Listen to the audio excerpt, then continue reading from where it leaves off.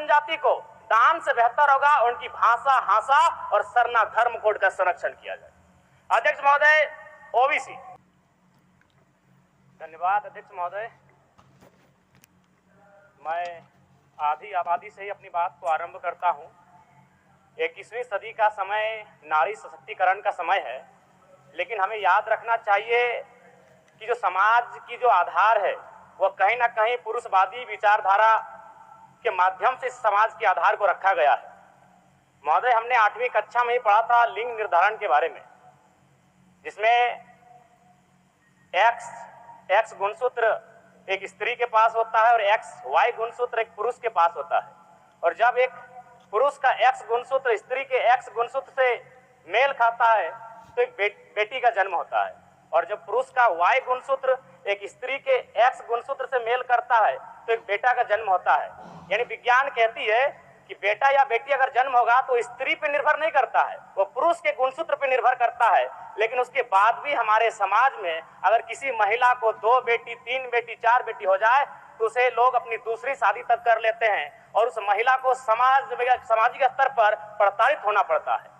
अध्यक्ष महोदय, इस समाज में और एक कहावत प्रचलन है, एक स्त्री अगर अपने पति से पूर्व अगर मृत्यु को प्राप्त हो जाए तो उसे सुहागन कहते हैं, और पति के बाद अगर मृत्यु को प्राप्त हो तो उसे अभागन कहते हैं। महोदय, इसी सदन में 81 सदस्य बैठे हैं, शायद मुझे लगता है मुझे छोड़कर बाकी सभी लोग विवाहित हैं। अगर आप जांच करें तो आपको 80 के 80 सदस्यों में पता चलेगा कि पुरुष की आयु ज्यादा है और स्त्री की आयु कम है। लेकिन समाज की सोच क्या है कि एक तो आपको कम आयु में विवाह भी करेंगे और हमसे पहले स्वर्ग सिधारना होगा, तब आपको भाग्यशाली और सुहागन करेंगे। क्योंकि समाज की जो आधार है, संरचना है, वह पितृ प्रधान है, पुरुष प्रधान है। इसलिए अध्यक्ष महोदय, मेरा मानना है आज हमारे पास 81 MLA में 25 वर्ष हो चुके हैं। कितने MLA आए हैं महिलाओं के रूप में?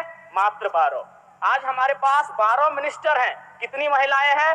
2। यानी महिलाएं 1/4 तक नहीं आ पाई है और हम आधी आबादी की बात करते हैं। इसीलिए मैं सरकार को सुझाव देना चाहूंगा, फिलहाल वर्तमान में इस राज्य की तमाम नियुक्तियों में महिलाओं के लिए 33% आरक्षण की व्यवस्था की जाए।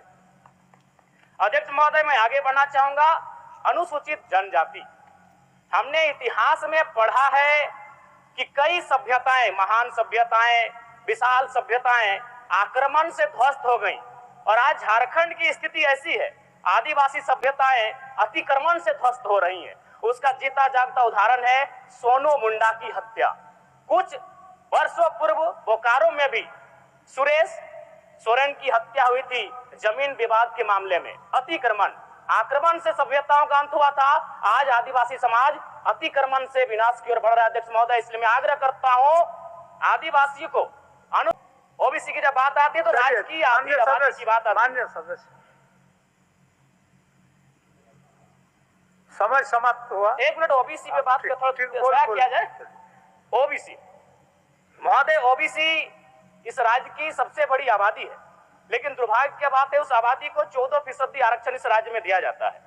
महोदय, मैं ये कहना चाहूंगा, आज चूंकि ST, SC, माइनॉरिटी, ओबीसी को इस बजट के माध्यम से उनके कल्याण पर चर्चा हो रही है, तो मेरा मानना है कि दान से उनका कल्याण नहीं होगा। अगर उन्हें देना हो तो दान नहीं, उनका हक मिले। और सरकार ने भी कहा था 30 करोड़ का जो संवेदक है, टेंडर है, तो मैं कहता हूं 30 नहीं 50 करोड़ तक का tender ST, SC, minority, OBC आरक्षण के साथ दिया जाए। सभी SC, ST, ओबीसी और माइनॉरिटी का कल्याण हो पाएगा वास्तव में। अध्यक्ष महोदय, मैं ये सरकार से मांग करता हूं। धन्यवाद अध्यक्ष महोदय। माननीय सदस्य मोहम्मद